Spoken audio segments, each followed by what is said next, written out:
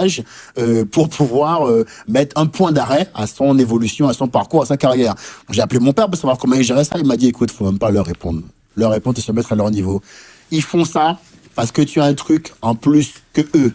Et donc, assure-toi toujours d'avoir ce truc en plus. Point. Voilà. Donc, il m'a donné beaucoup de conseils utiles comme ça. Il m'a appris à garder une stature, à rester digne et à rester courageux dans l'effort. Donc ça, c'est un truc que je tiens de mon père. Quoi qu'il arrive, on continue d'avancer, on fait ce qu'on a à faire, on se plaint pas trop, parce que se plaindre ne va pas changer la situation, en fait. Ça va pas la changer. Tu vois? Dire, et donc, ça sert à rien de faire ça. Tu vois, je comprends l'idée de le faire. Et tu disais, quand tu fais une échappée cycliste, tu sais, quand tu fais une ce échappée, métier, il faut quelque chose pour rattraper le gars. Oui, en fait, les gens se posent souvent la question du pourquoi de la critique. Tu sais, pendant longtemps, je me suis dit, mais pourquoi est-ce que ce mec-là, il parle de moi? Écris ton sketch, fais ta live, tu vois? Pourquoi tu parles de moi? Parce que lui, il n'a pas les moyens de briller par un sketch comme toi. Et donc, la seule chose qui donne souvent aux gens qui vous critiquent le sentiment d'exister, c'est parce que quand ils parlent de vous, on les calcule. S'il vient déjà un nouveau sketch, on ne le calcule pas. Par contre, s'il est déjà bien connu Edgar Yves, on lui paye arroser, on veut savoir.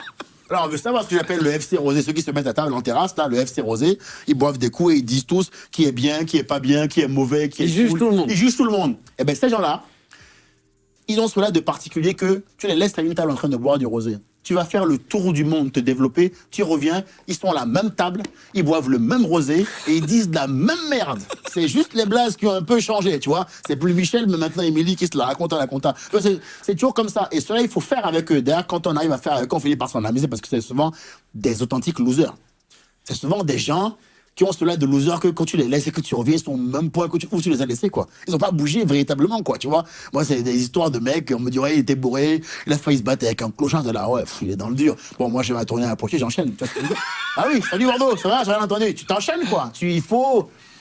Il faut toujours réagir à la critique de manière jordanesque. Jordan, c'était un mec, quand on le critiquait, il mettait 40 points dans le match. Ou 60 pour bien te faire chier. Je suis un mec comme ça. Tu me critiques, moi je continue, j'évolue. Mais c'est vrai que dans ce métier, ils sont durs. Ils sont durs parce que c'est un boulot de frustration, l'humour. Oh, tu vas être bon, tu vas dire pourquoi ils prennent un tel en télé et pas moi. J'ai pourtant le niveau pour faire l'ego, c'est dur. J'ai le niveau, pourquoi ils prennent ce connard là au Marrakech Duré et pas moi, tu vois. Mais il faut arriver à dire non, c'est pas grave, je m'en fous. Ce qui compte, c'est que je fasse des bons sketchs, que je les poste et de te dire, j'ai confiance que tôt ou tard, ça va passer. Et ça prend comment? Alors tu dis tu fais des salles de 80 personnes, on s'arrêtait là. Après, comment ça explose? Ça explose avec mon sketch sur la corruption, où là je commence à vraiment faire des grosses jauges. C'est quoi les grosses jauges? Grosses jauges, je fais à l'époque la 100 places du point-virgule 2-3 fois par semaine, du petit point-virgule. Après, il y a un producteur, Comte de Boudawala, qui va venir me voir. Et je vais devoir aller je vais chez lui au République. Et là, je commence à remplir la 500 places. Plusieurs fois par semaine. Donc, je dois arriver à un niveau où je fais 1000, 1500 dans la même semaine, tu vois. Après, je m'engueulais avec lui. Pareil, procès. Et au terme de ce procès-là, j'arrive à casser mon contrat, à me libérer. Cette fois-ci, j'ai fini avec les prods. J'en ai marre. Tu sais, parce qu'en fait, en humour, tu bosses. Et quand tu deviens bon, tu te dis, maintenant, il faut que le monde soit au courant. Parce que si je suis bon que dans ma salle de bain, ça me fait une belle jambe. Et c'est là qu'il y a un génie qui apparaît un soir qui te fait... super. Super. J'ai vu là tout, l'énergie, l'atmosphère. C'est top. Tu connais Samantha? Samantha. Kevin, on va faire de grandes choses. Pour toi, je vois pas seulement l'Afrique. C'est évident, mais je vois aussi le Japon. Au bout de quelques mois, tu réalises que tu es beaucoup plus près de Saint-Denis-la-Chevasse que de Tokyo. Et tu finis par te dire, je retire mes fesses de l'opération, tu vois, c'est normal. Tu te dis, je vais éviter de faire ça. Ah, t'as plein de mecs un peu véreux qui te proposent des... Ça passe souvent, pour les petits jeunes artistes qui nous regardent, ça passe souvent par les faux frais.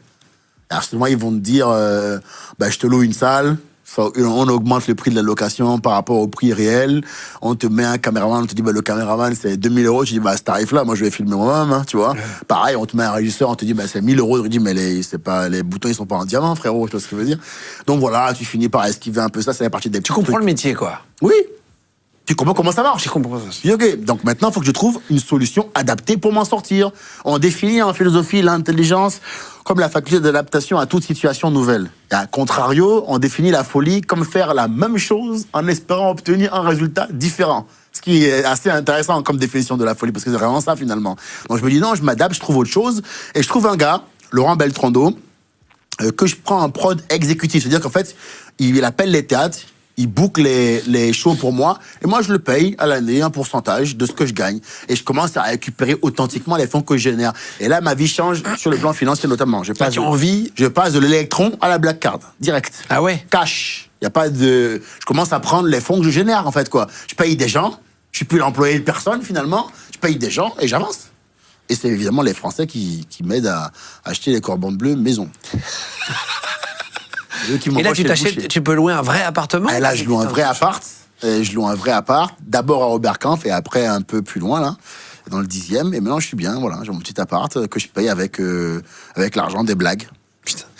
Et j'avais noté, tu disais que vraiment tu n'as aucun pote dans le milieu de l'humour. Ça m'avait marqué.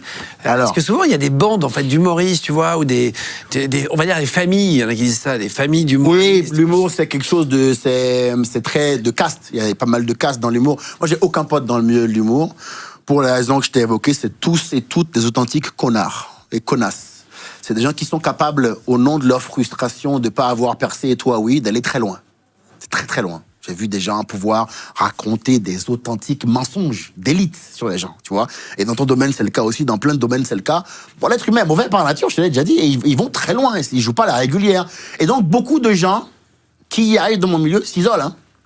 Parce que tu dis moi, mais il y a plein de gens qui le disent pas comme je le dis, mais qui sont hypocrites. C'est-à-dire qu'ils viennent te serrer la paluche, mais tranquille, quoi, tu vois. Ils rigolent avec toi, mais ils savent qui t'es dans le fond. Moi, je suis pas hypocrite. Juste, je le dis, je suis pas pote avec eux. Je viens, je parle, je dis bonjour, je suis correct, je joue, je rentre chez moi. Voilà. Il n'y en a aucun avec qui tu t'es dit, tiens, lui c'est un bon. Il n'y en a aucun. Si, oui. Lui c'est un bon, ça ne veut pas dire on est potes. Oui, bien sûr. C'est différent. Parce que être pote, ça veut dire j'ai une galère à 4h du matin, je t'appelle, frérot. Bon, ben là, non, il n'y en a aucun dans ce milieu avec qui je fais ça. Par contre, il y en a des sympas, oui, avec qui c'est sympa de traîner en loge, on passe un bon moment, après on va tester nos blagues et chacun rentre chez lui. C'est un boulot, hein. C'est un boulot qui ressemble au début quand tu arrives à une colonie de vacances. Parce qu'on joue en comédie club, on boit des coups, on ken, on fume, on se drogue. Donc on croit que c'est bien, quoi, la bohème et tout.